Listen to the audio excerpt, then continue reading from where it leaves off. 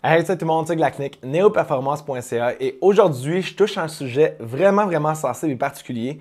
Je te parle de troubles alimentaires versus les entraîneurs ou les plans alimentaires que tu vas venir suivre.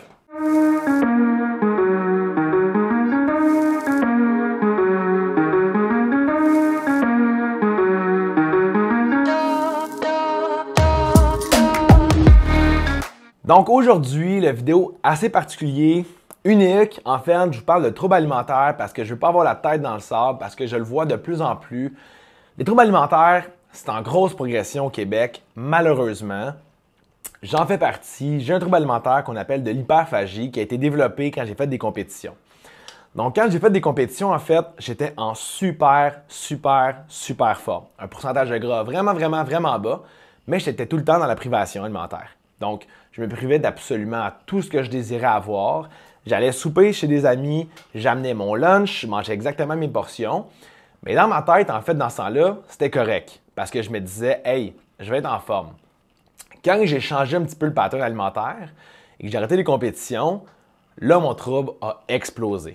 En fait, je me suis dit, j'ai tellement été privé tout le temps que là, je suis plus capable de me contrôler. Donc, quand je mangeais ou quand je trichais, j'arrêtais plus de manger parce que je me disais, je vais manquer de nourriture. C'est un petit peu ça, en fait, les troubles hyperphagiques.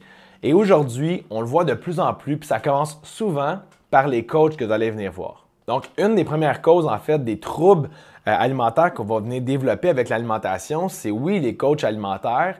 En grosse partie, les coachs qui sont trop stricts puis trop by the book en voulant dire « je veux absolument faire une belle photo avant-après avec toi, je veux que tu perdes du poids, parce que ton objectif, c'est de perdre du poids. » Mais le rôle, en fait, du coach, de l'entraîneur, du naturopathe, du nutritionniste, c'est pas nécessairement d'être écouté toi, parce que des fois, toi, tu veux perdre du poids, mais intérieurement, c'est pas nécessairement ça que tu veux faire. Mais en fait, oui, c'est ça que tu veux faire, mais est-ce que tu es réellement prêt à faire des vrais efforts puis te dire « je veux absolument tout couper », je pense pas.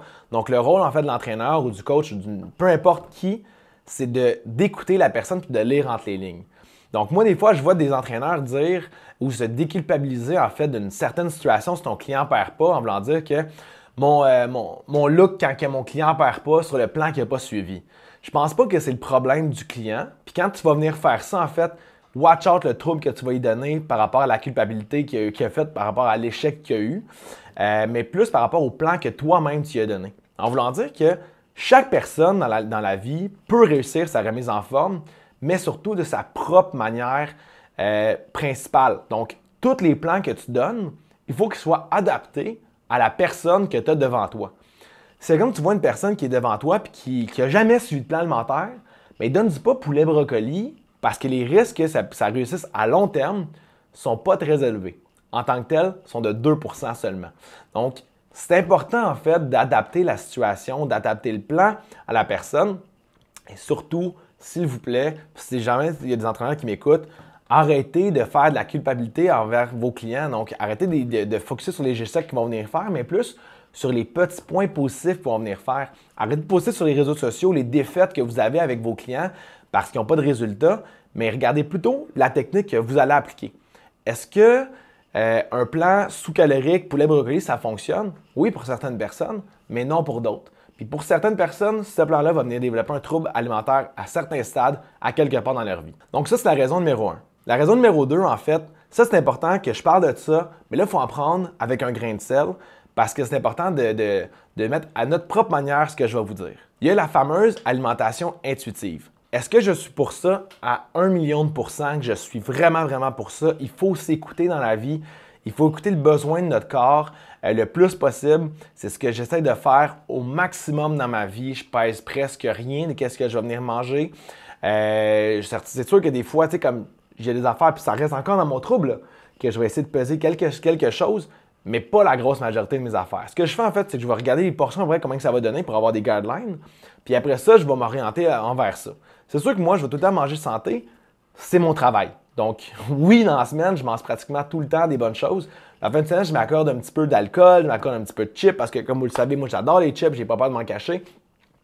Mais c'est important, en fait, de l'alimentation intuitive. Par contre, avec qu'est-ce qui se passe en ce moment, l'alimentation intuitive, pour essayer de vous apprendre, c'est peut-être pas la bonne parce qu'il y a plusieurs types d'alimentation intuitive.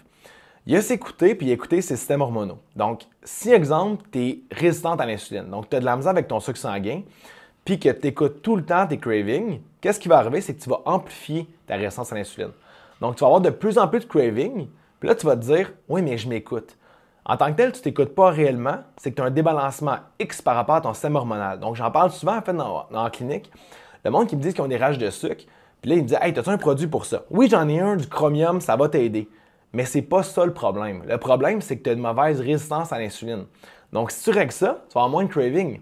Donc, tu vas quand même pouvoir t'écouter avec qu'est-ce que tu vas venir manger, mais en fonction de ton système hormonal. Même principe, par exemple, pour les femmes qui ont une dominance en estrogène. Je le sais personnellement que ça peut être difficile, par exemple, dans vos SPM. Donc, le monde va dire, ouais, mais il faut que tu t'écoutes. C'est vrai qu'il faut que tu t'écoutes, mais il faut que tu t'écoutes en fonction de ton système hormonal. Donc, si tu as un débalancement hormonal, je te garantis que tes cravings alimentaires vont être vraiment, vraiment plus élevés. Puis, si tu t'écoutes trop, qu'est-ce qui va arriver? C'est que ça va faire l'effet contraire que moi j'ai fait. Tu vas tomber dans une spirale de non-contrôle alimentaire. Puis là, ça va débouler, ça va déboucher à un autre trouble alimentaire. Parce que des troubles alimentaires, il y en existe plusieurs. Donc, comme j'ai dit, ça, c'est une vidéo vraiment particulière. Il faut vraiment vous en prendre avec un grain de sel, puis vous mettez à votre manière. L'alimentation intuitive, je suis à 1000% pour ça, en fonction de vos systèmes hormonaux et de votre mode de vie. C'est important dans la vie de s'écouter, mais de s'écouter de la bonne manière aussi. Donc, la vidéo aujourd'hui va peut-être toucher des personnes, de peut-être frustrer du monde. Le but, en fait, c'est de parler de ça, pas avoir la tête dans le sable. Des troubles alimentaires, ça existe. Il y en a de plus en plus au Québec, c'est en grosse progression. Donc, c'est important, en fait, d'en parler et surtout de trouver les ressources. Est-ce que je suis la bonne personne pour un trouble alimentaire? Non. Ce que je te conseille, en fait, c'est d'aller voir une psychologue, un ou une psychologue, qui peut t'aider par rapport à ça.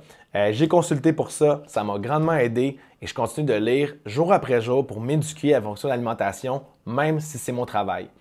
Donc, encore là, ça revient un petit peu au point de tantôt. Mettez-vous pas de culpabilité en fonction de votre alimentation. On a toutes des réussites, toutes des échecs. Le but, c'est d'accepter tout ce qu'on fait et de progresser au fil du temps, jamais stagner. Donc, j'espère que la vidéo va aider quelques personnes. Si ça a aidé une personne, mais tant mieux, je suis super content.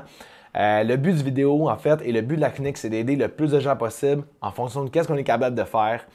Donc, c'est ça. J'espère que la vidéo, vous allez l'apprécier. J'espère que vous allez le partager. Si jamais ça vous touche, commentez et likez la vidéo. Ou sinon, là-dessus, tout le monde, on se dit aux prochaines vidéos.